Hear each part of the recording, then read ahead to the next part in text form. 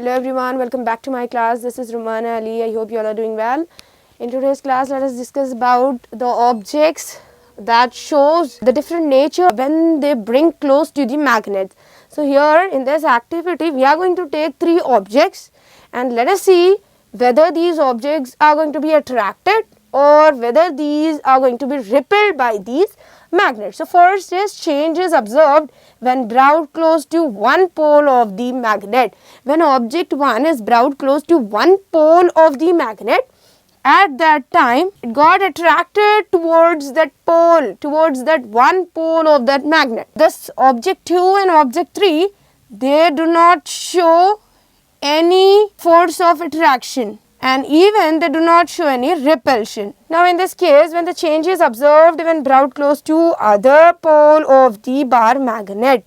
So when both the poles of the bar magnet are brought close to the object 1, then it shows or it got attracted towards only one pole, and the object 2, it neither show attraction nor repulsion. So it neither got attracted by a magnet nor it got repelled by the magnet, and this object 3, it got attracted in both the cases. So here, based on these observations, we can classify these 3 objects into 3 different types. Whenever the object shows attraction towards only one pole, then that object can be termed as a magnet, and when the object doesn't show any attraction or repulsion towards both the poles, then that type of object is known as non-magnetic substance. And the substances or the objects that shows attraction towards both the poles of the magnet, then that type of substances are called as magnetic substances. If the object attracted towards only one pole of the magnet, then it is a magnet. If an object attract towards both the poles of the magnet, then these objects are termed as magnetic substances. And if an object attracts neither towards one pole nor towards the other, so if it is not going to attract towards both the poles of the magnet, then that type of substances or the objects are called as non-magnetic substances. So in this way, we can easily understand that there are 3 main types of objects based on the attraction towards the different poles of the magnet. Whenever the object attracts towards only one pole of the magnet, that means we have already discussed that a magnet possesses 2 poles, north pole and south pole. If it is going to be attracted only towards north pole and it is repelled by the south pole, then this type of substance is called as magnet.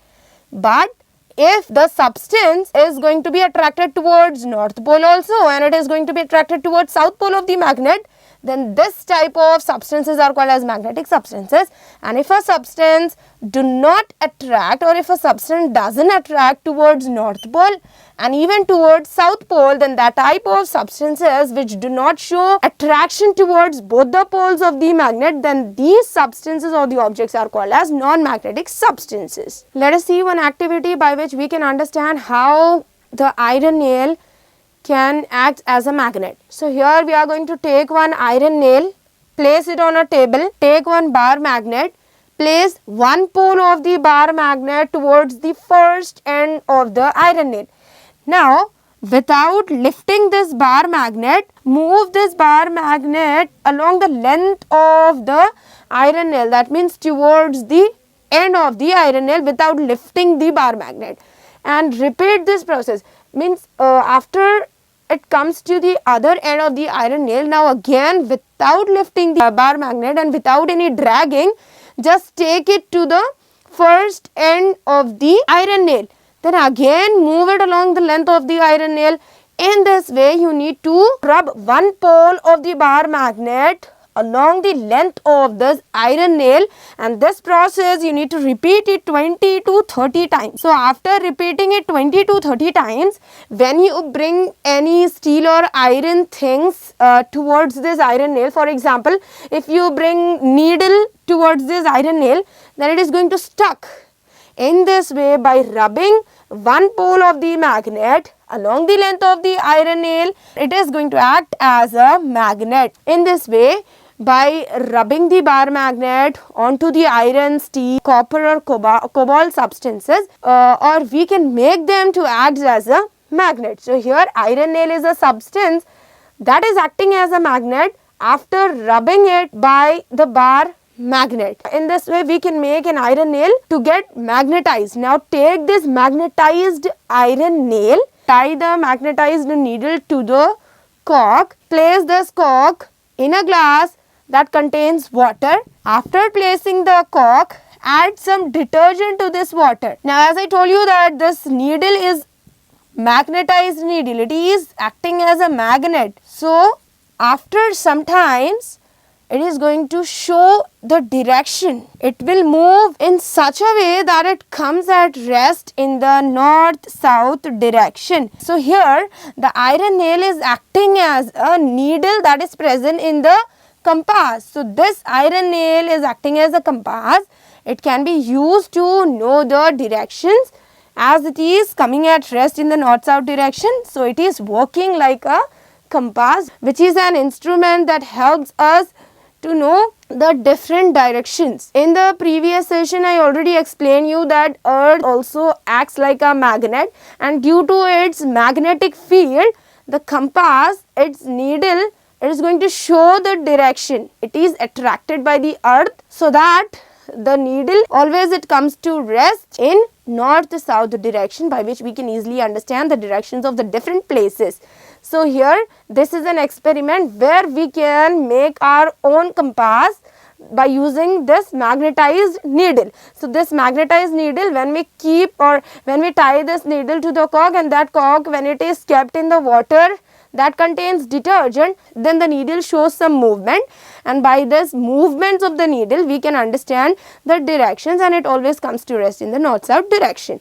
So this is about the magnetic compass. Let us learn about the last topic in the lesson playing with magnets, that is magnetic induction. To learn about the magnetic induction, let us see one example here. So in this example we are going to take one safety pin and one Allen pin. If we place both these pins together, they do not attract, they will not attract each other. But when we take a bar magnet and when we place one of the poles of the bar magnet towards the safety pin and Allen pin, then the safety pin, it is going to attract towards the one pole of this bar magnet, and bar magnet has magnetic property. That magnetic property is induced into the safety pin, and because of which the safety pin can attract with Allen pin. That means when we place safety pin and Allen pin without any bar magnet, they do not attract each other, they do not attach.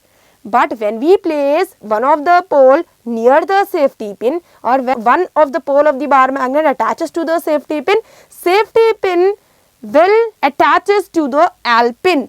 It also shows magnetic property. In this way the magnetic property of the bar magnet is induced, it is transferred into the safety pin, so that the Allen pin can also get attracted towards the safety pin because of its magnetic property. Here the magnetic substance is safety pin.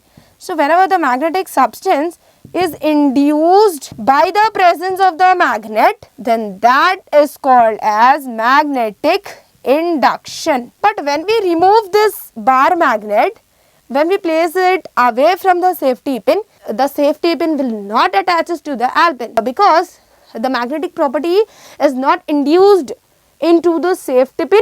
That is the reason they do not attract with each other. And this bar magnet is a magnet that makes the magnetic substance to show the magnetic property, and that is called as magnetic induction.